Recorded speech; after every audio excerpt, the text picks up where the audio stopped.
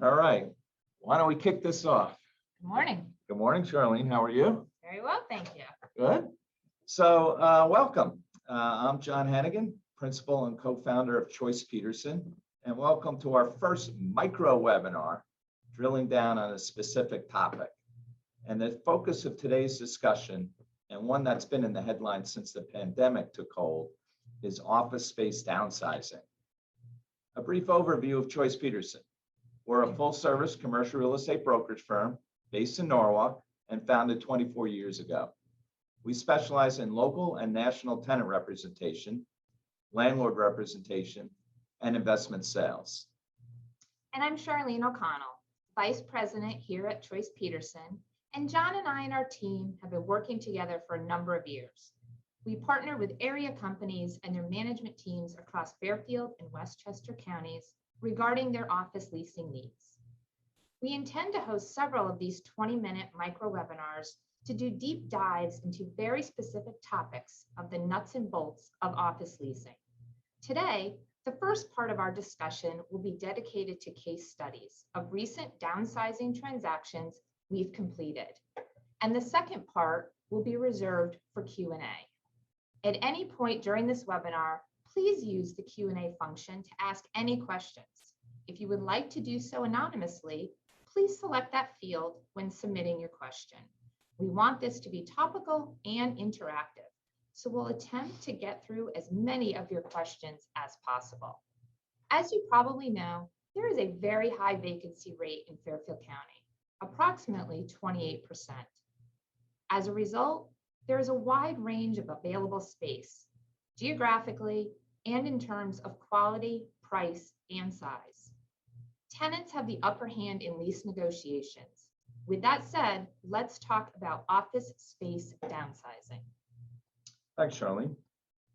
So if you're looking to reduce your square footage, there are two options. You can relocate to another building, which is a typical relocation process, or stay with your existing landlord. And in this scenario, there are two alternatives. You can downsize in place, which we will discuss in our first example, or relocate within your building or office complex, as detailed in our second example. So for the first example, we'd like to speak about a recently completed transaction in Norwalk. Our client had term left on their existing lease, in this case, over a year. And as with all transactions we work on, we met with our client for a preliminary needs assessment. We then isolated and identified their four primary goals. They wanted to, 1, stay in their existing building. 2, shrink their 17,000 square foot footprint. 3, modify their existing layout to suit their future needs. And 4, extend the term of their lease.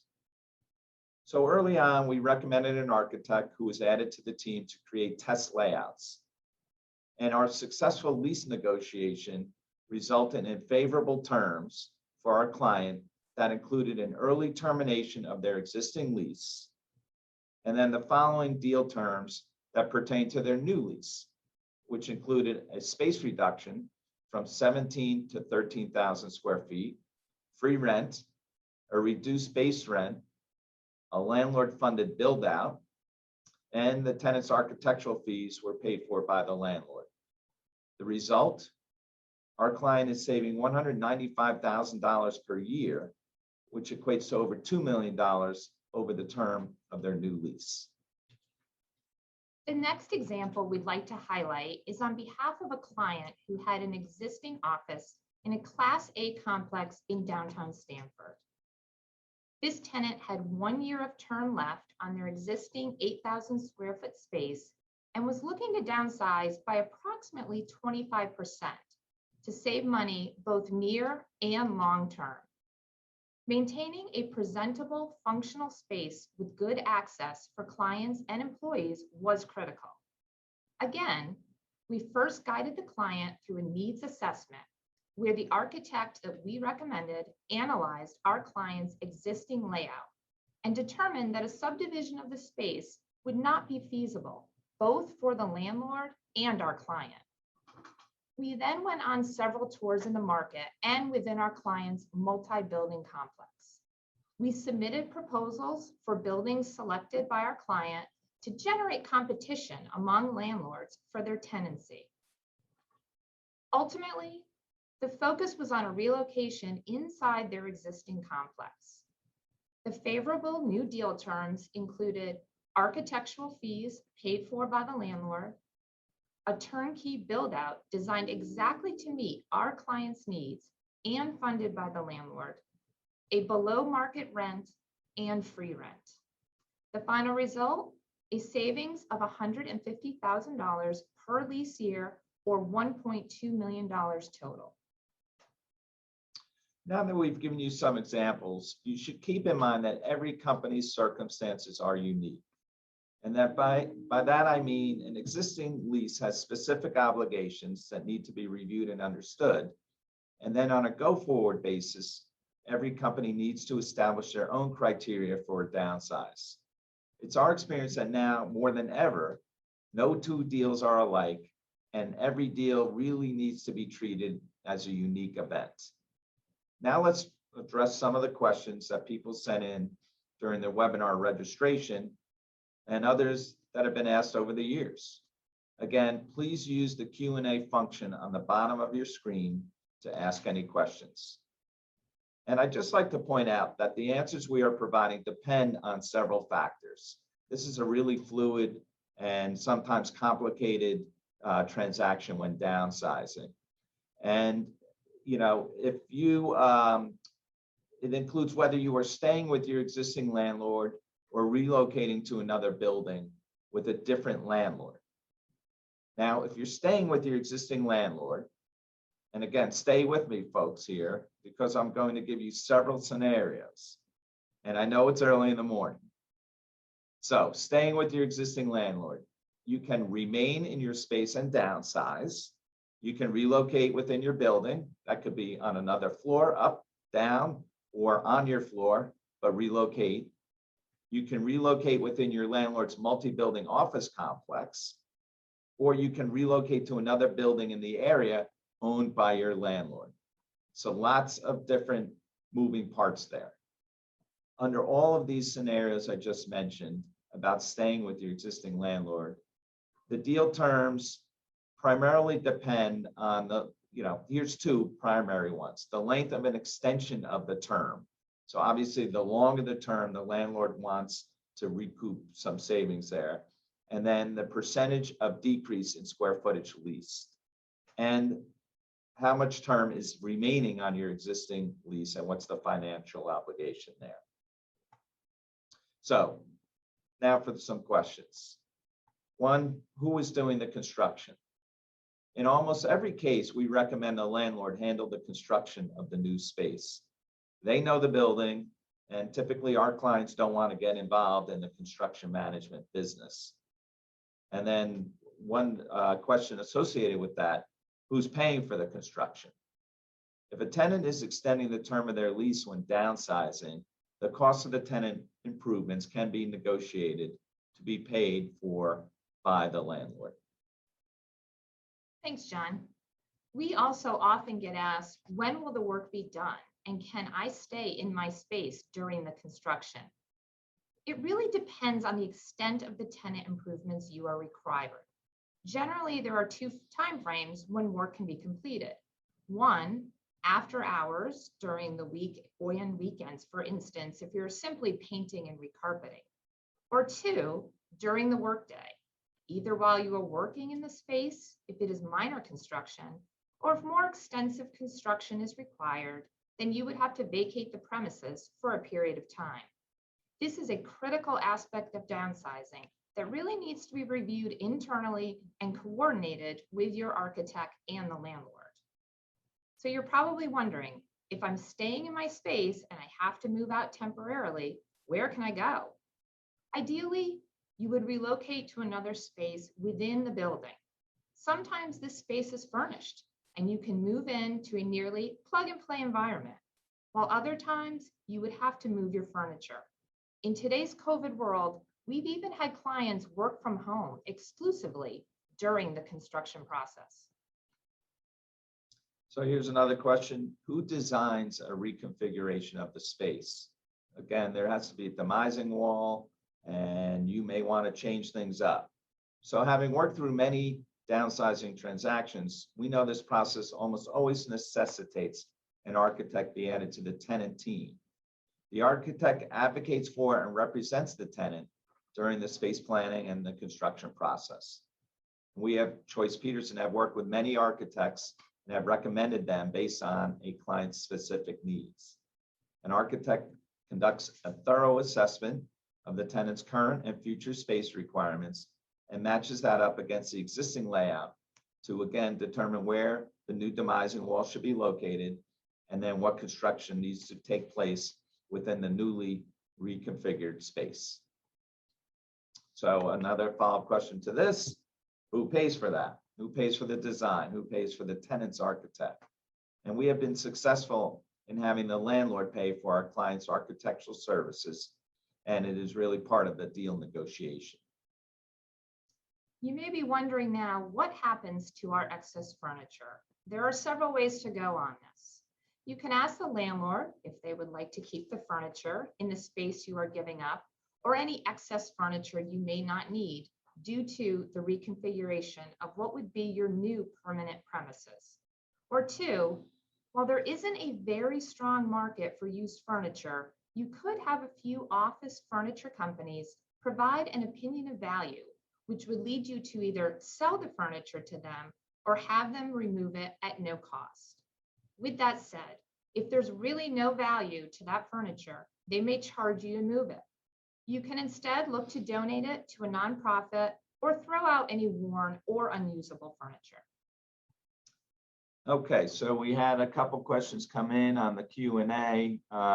Just looking here, how to downsize with 2 years still on my lease. So good question. So the landlord has a financial, you have a financial obligation to your landlord with 2 years left. So again, a couple things come into play. What length of term of lease would you be willing to extend beyond the 2 years? What's the financial obligation you currently have? The landlord will incur some construction costs. For instance, they have to build a demising wall. And then you may want, again, your space reconfigured and construction costs there. So if you're downsizing by 10, 15%, that's a much easier transaction than if you're downsizing by, let's say, 50%. So the landlord really is going to incur costs prior to their expected time frame. And any landlord would hope a tenant renews, and that's where a landlord would make more money because of the initial expenditures when you first came into the space. And with minor modifications on a renewal, the landlord typically is planning on that. So a lot at play here. Let me just see, I wrote a couple notes down here. Again, we would recommend bringing an architect in to figure out where the demising wall is. So bottom line, can you downsize with 2 years left on your lease? Maybe. And there's a lot of factors that go into that need to be uncovered, I would say, even before you go to the landlord. Thanks, John. That's a lot to think about. Sounds like you should have a professional on your side. Absolutely. Another question we received is, if I hire a broker, won't it cost me more and ruin my relationship with my landlord? We get this question a lot, and let's see if we can clarify it for you. We should first point out that our fee is paid by the landlord as a percentage of the lease. In addition, hiring a professional to help you negotiate your lease helps to maintain an amicable relationship with your current landlord, while also saving you money in terms of some of the levers we just spoke about earlier, such as negotiating for free rent, a reduced base rent, and tenant improvement dollars. If you think about it, a lease for 10,000 square feet of space at $30 a square foot for 5 years equates to a very large $1.5 million financial commitment, and one you should really look to have someone with expertise in your corner to assist you with. Okay, will another landlord take over the financial obligation of my lease? So if you are growing and expanding, that's the case most often where another landlord would take over your smaller lease obligation. So now we're reversing that. We're saying, hey, maybe I lease 10,000 square feet and I want to go to 6,000 square feet. Maybe you have a year left on your lease. There may be some compelling reason why you want to relocate and have that new landlord take over that financial obligation. Maybe, you just want to get out of the specific building you're in or the specific location. Maybe there's new management in place and new management wants a whole reconfigured office layout.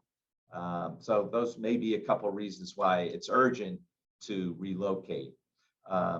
Really, the new landlord would look at that obligation and then amortize all or a major portion of that into your new lease.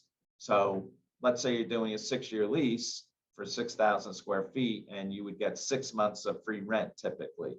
Maybe that landlord would only give you 2 months or 1 month of free rent. And now they're paying or they're essentially taking over the 6 months of obligation instead of giving you 6 months of free rent. So now there's still 6 months left of obligation. And maybe they, instead of charging you $30 per square foot, charge you $33 or $34 per square foot and amortize that money over the term of your lease. The benefit for you is that you're saving money immediately and getting into space in a building that you want immediately. A lot to think about there. People may be wondering what the rental rates are. One of the questions we received is, if I'm looking to save money, what are the rental rates like in Fairfield County? It's a great question. And as we mentioned earlier, there's a wide variety of space available at varying rents.